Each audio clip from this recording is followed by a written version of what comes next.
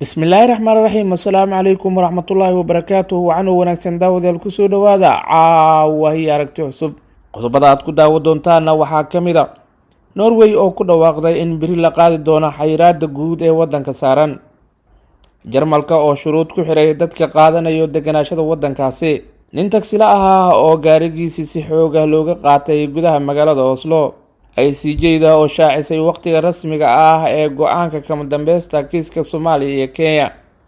qodobadaasi iyo qodobo kale ayaad ku daawo doontaane u diyaar garooba warkaasi oo faahfaahsan. aan ku bilownay Norway oo ku dhawaaqday in beri la qaadi doono xayiraada wadanka saaran. dowladda Norway ayaa maanta si rasmi ah ugu dhawaaqday in la qaadi doono xayiraada wadanka saaran sababo la xiriira faafidda xanuunka COVID-19.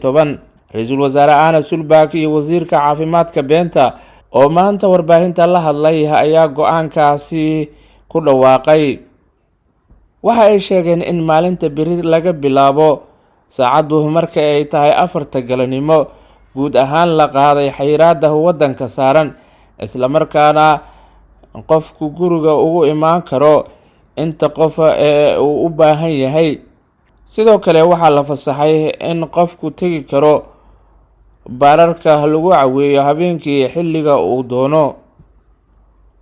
xukuumadda ayaa bulshada ugu baaqday in lagu dadaalo gacmo dhaqashada iyo weliba in marka qofku uu dareemo hergeb uu ku nagaado gurigiisa.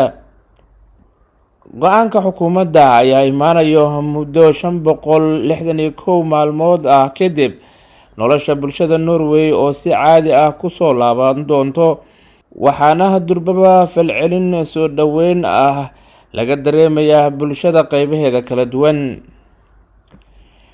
nin tagsila ahaa oo gaarigiisii si xoog ah looga qaatay gudaha magaalada Oslo. nin tagsila ka ahaa magaalada Oslo ayaa saaka warbaahinta hadal hayeen in gaarigiisii xoog uga qaateen kooxo hubeysan. ninkani oo warbaahinta la hadlay ayaa sheegay in kooxo ku hubeysan mindiyo ka dhaceen gaariga islamarkaana jirdil xoogan u geysteen.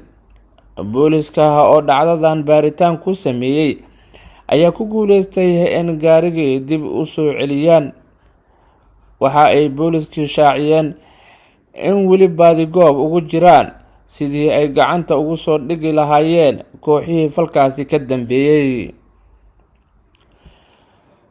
dowladda jarmalka oo shuruud ku xirtay dadka qaadanayo deganaashada wadankaasi.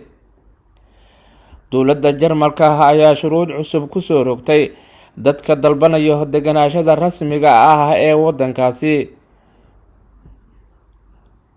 warqad ka soo baxday dowladda ayaa lagu cadeeyey go-aanka cusub ee lasoo saaray.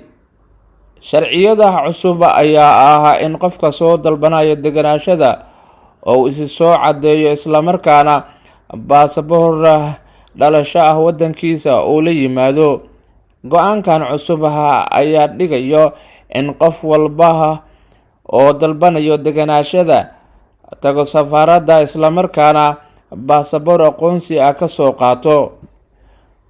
durbaba dadka Soomaalida ah ee ku nool dalka Jarmalka ayaa shuruudan cusub aad u hadal hayo, lamana ogo shuruudan cusub saameynta Soomaalida ay ku yeelan karto.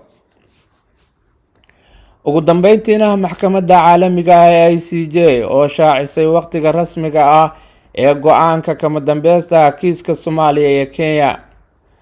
qoraal ka soo baxay maxkamadda caalamiga adduunka ee ICJ ayaa lagu shaaciyay waqtiga rasmiga ah ee go-aanka kama dambaysta ay ka soo saari doonto dacwada badda ee u dhaxeysa Soomaaliya iyo Kenya.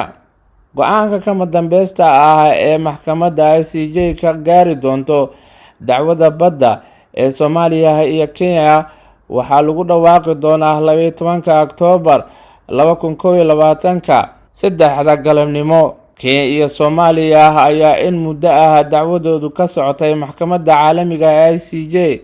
12 Oktoobar ayay maxkamaddu cadeyn doontaa cidda ay guushu raacdo. guud ahaan daawadayaal halkaasi ayaan kusoo gabagabeyneynaa caawa iyo aragti cusub. tani intaan dib ugu kulmi doono barnaamij caynkaana waxaan idinkaga tegaynaa sidaas iyo nabadgelyo amaana allah. wasalaamu calaykum waraxmatullaahi wabarakaatu.